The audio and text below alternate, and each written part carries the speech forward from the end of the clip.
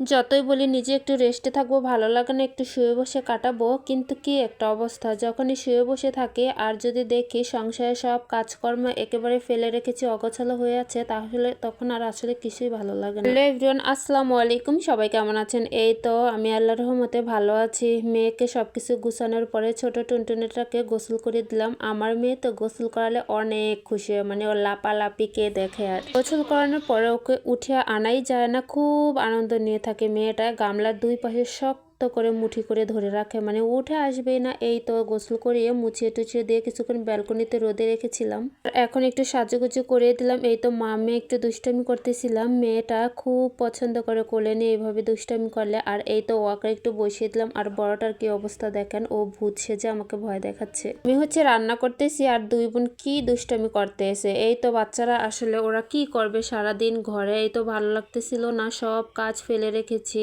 মানে থালা বাটি একেবারে রান্না করে এলোমেলো হয়ে আছে। ডিম ভাজি হচ্ছে আমার বর খুবই পছন্দ করে, আমিও যদিও খুব একটা পছন্দ করি না, সাথে আলু দিলে আমার একটু ভালো লাগে, কিন্তু শুধু সিম ভাজিটা ওর খুব ভালো লাগে, তাই আমি একটু সিম ভাজি করে নিচ্ছি। যখনই রান্না করি তখনই হচ্ছে আমার দুইটা মেয়ে মানে একেবারে কি বলবো আর সেই লেজের মতো আমার সাথে লেগে থাকে, দুইজনই চারপাশে ঘুরঘুর ঘুরঘুর করে। আর ছোটটাতে এই যে বড়টা বসে আছে, আর ছোটটাকে হচ্ছে আমি একটু ঘুম পাড়িয়ে আসছি। বড়টা হচ্ছে পাশে বসে থাকবে আর একটার পর একটা কোশ্চেন করতেই থাকবে, মানে কি বলবো আর যে আমি একদম ক্লান্ত হয়ে যাই। এই মেয়েটা হচ্ছে কি বাইরে নিয়ে গেলে একদম চুপচাপ, ওর মুড অফ থাকে। ওকে যদি কেউ জিজ্ঞেস করে জাস্ট উইটু করে অ্যান্সার দিবে, আর বাড়তি কোনো কথা বলবে না। আর ও ঘরে এত কথা বলে মানে মাথা পুরো নষ্ট হয়ে যায়। আর এটা যদি আমি বাইরে কাউকে বলি না, তারা তো বিশ্বাসই করে না, তারা মানে মাঝে মাঝে বলে যে এই মেয়েটা এত চুপচাপ। ওর ঘরে যে কি অবস্থা সে তো আমি বুঝি। এই তো আমি ভাজিটা হয়ে গেছে, এখন হচ্ছে একটু আলুর ভর্তা করে নিব, যেহেতু ডাল রান্না করেছি, ডালের সাথে আলুর ভর্তাটা আসলে আমার খুবই ভালো লাগে। আর আমি আলুর ভর্তা হচ্ছে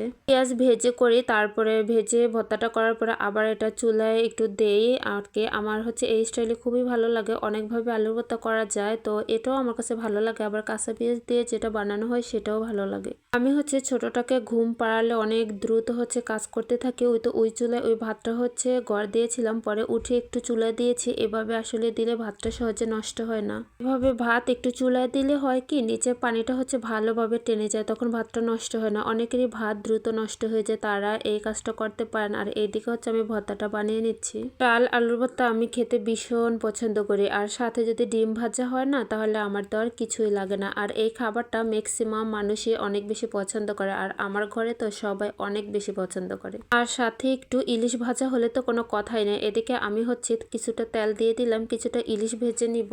আর ছোট ইলিশ রান্না করলে টোটালি ভালো লাগে না, তাই আমি এটা সবসময় মুচমুচে করে ভেজে নিই। আমার বর তো ইলিশ ভাজা ভীষণ পছন্দ করে, তাই আমি হচ্ছে ইলিশ আনলে ম্যাক্সিমাম সময় ভেজে নিই। আর এইদিকে একটু আগের দিনের হচ্ছে একটু মাংস ছিল, আমার মেয়েটা যেহেতু মাংস অনেক বেশি পছন্দ করে, তাই ওর জন্য একটু জ্বালিয়ে নিচ্ছিলাম। হচ্ছে মাংস হলে আর কিছুই লাগে না, মাছ ভাজাটা অনেক পছন্দ করে। আর এদিকে হচ্ছে আমি ছোট টুনটুনিটার জন্য একটু খিচুড়ি করে নিচ্ছি। এটা হচ্ছে মিষ্টি আলু আর চালটা হচ্ছে আমি একটু ভেজে নিচ্ছিলাম। ভিডিওটা এখানেই শেষ করলাম, সবাই ভালো থাকবেন, আল্লাহ হাফেজ।